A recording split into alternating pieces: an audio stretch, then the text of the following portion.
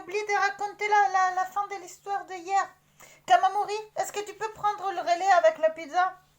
Mais ne rajoute pas la levure parce que je l'ai déjà mis, d'accord? Bon, moi je vais raconter. Ouais.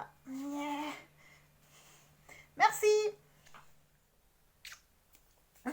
Oui, merci Kamamori. Donc, où étions-nous? Ah ouais, nous étions arrivés. Alors, on est arrivé sur le terrain de bataille. Les pirates ont pris les armes, ils ont regardé où nous étions et... Stéphania, on est à l'hôpital. Non, les gars, techniquement, ce n'est pas l'hôpital. On est à l'EFS, c'est un centre pour donner le sang.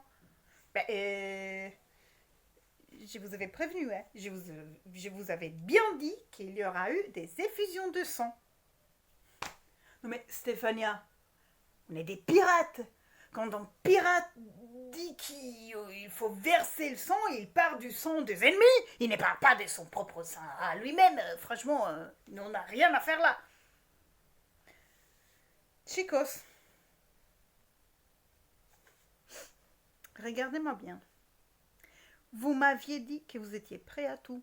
Oui ou non? Vous m'aviez dit que vous n'avez peur de rien. Oui ou non? Vous m'aviez dit que vous étiez prêt à verser le sang pour faire réussir la mission. Oui ou non? Et là, vous changez d'avis?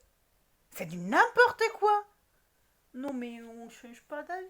Mais c'est que, franchement, tu y as pensé, Stéphania? Il y a le Covid-19. Est-ce que c'est sûr d'aller donner le sang en cette situation-là? Mais franchement, on vient de prendre les métros, les gars. C'était plus dangereux de prendre les transports en commun que d'aller dans un centre où tout le monde a le masque, les gels hydroalcooliques, tous les instrumentations sont propres. Il est beaucoup plus propre là que notre salle des bains. C'est vrai ou pas, Ragno di Mare avec les piranhas, franchement? Ce n'est pas que vous n'auriez pas peur quand tu accuses un pirate d'avoir peur. Ben là, tu as gagné parce qu'ils vont faire tout pour te démontrer que tu te trompes. Ah, tout le monde est entré dans le centre en disant ouais, on veut donner le sang, c'est où moi? Et les médecins, ils ont même dû dire non mais attendez une seconde s'il vous plaît, sortez là, il faut rester à distanciation, une distanciation d'un mètre l'un de l'autre, on vient vous appeler. Alors, il n'y a pas des photos de l'intérieur parce que c'est interdit. Mais une chose est sûre,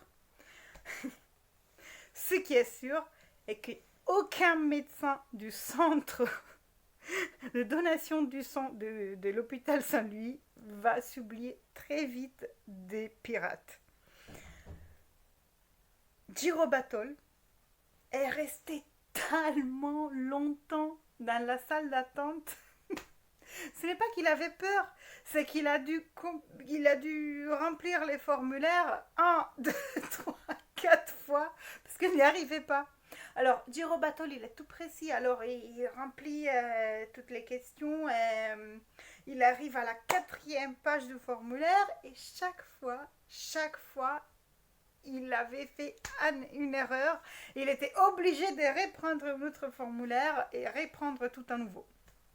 La 3e fois, il termine de remplir les formulaires, il va chez l'infirmière, il lui donne le formulaire et dit bah cette fois ça va, je fais du bon travail là. L'infirmière regarde le formulaire et lui dit messieurs Girobatol, vous venez de me dire que vous êtes enceinte?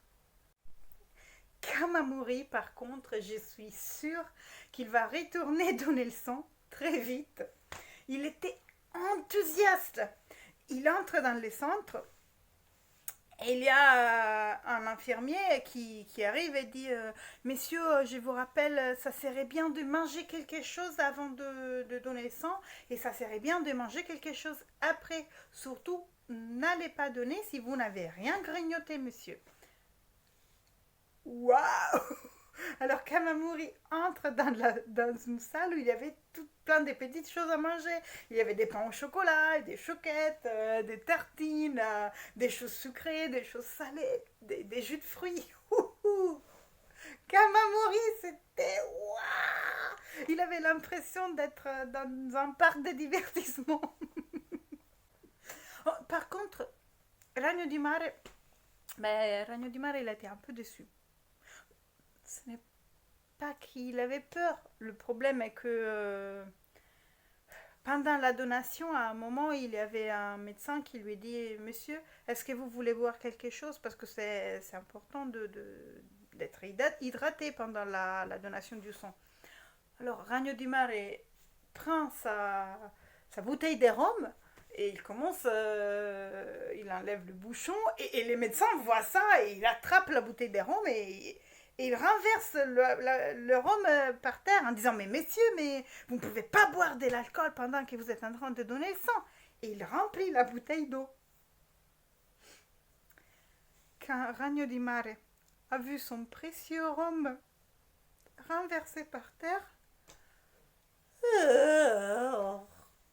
et j'ai oublié le mieux. Alors franchement, les personnes qui ont donné le mieux pendant la mission ont été Yannis, Sandokan et les corsaires noirs. Alors, le corsaire noir, un vrai Latin lover, il a craqué pour la fille, le médecin qui lui a pris le sang.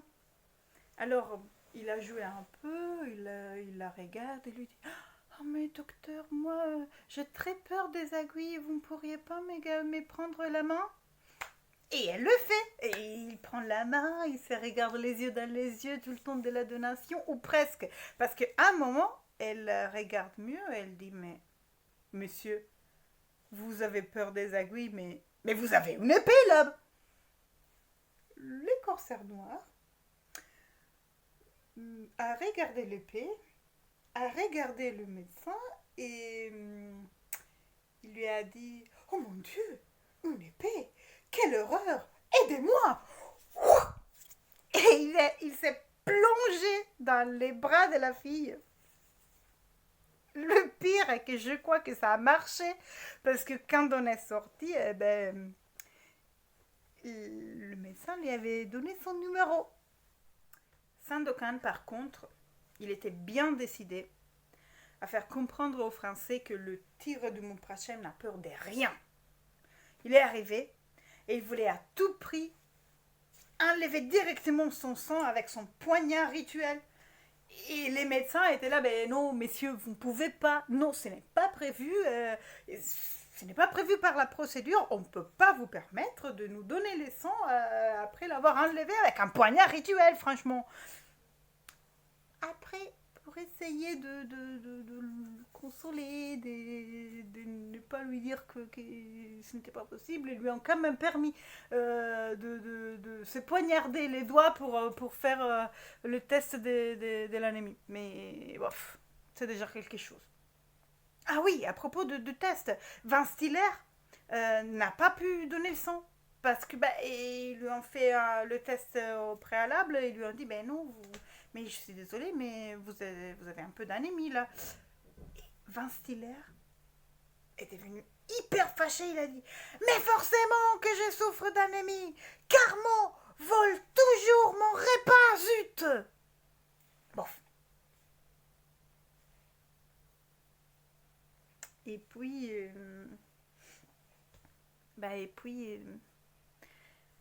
il y avait Yannis aussi.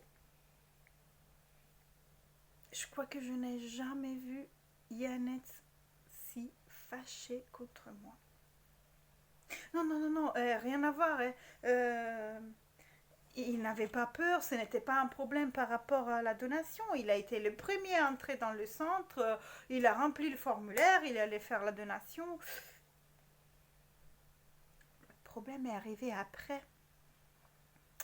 Le médecin lui a enlevé l'aiguille et il lui a rappelé certaines règles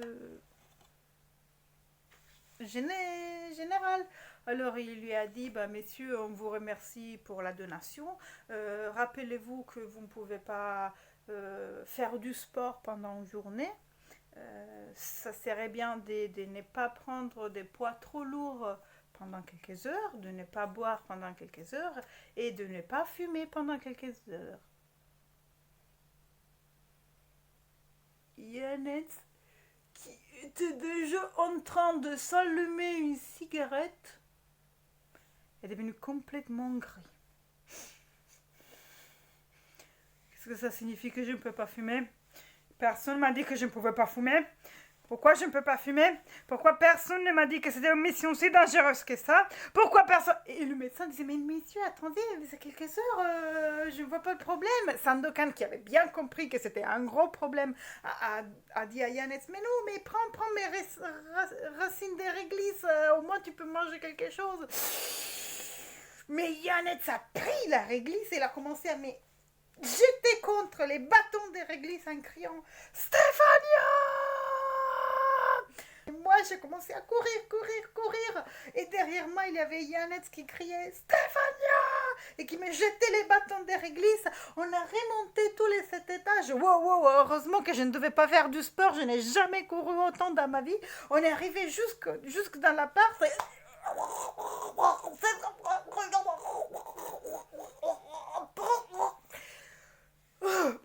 il m'avait presque étranglé complètement. Et après, je l'ai convaincu de se calmer parce que je lui ai promis que pendant qu'il prenait sa douche, moi, je pouvais aller au tabac et lui acheter comme cadeau 25 paquets de cigarettes.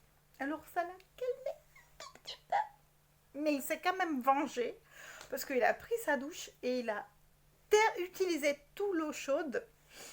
Et moi, qui avait les cheveux pleins des bâtons des réglisses collés, je coulais d'un partout, j'ai dû prendre une douche froide. Mais bon, j'ai aussi un message pour la personne qui a crevé la roue de mon vélo l'autre jour. Mon cher, sache que grâce à l'aide des 50 € prévus par l'État, là, je vais faire réparer mon vélo. Et une fois que mon vélo sera réparé, je viens te chercher. J'espère pour toi de ne pas te trouver.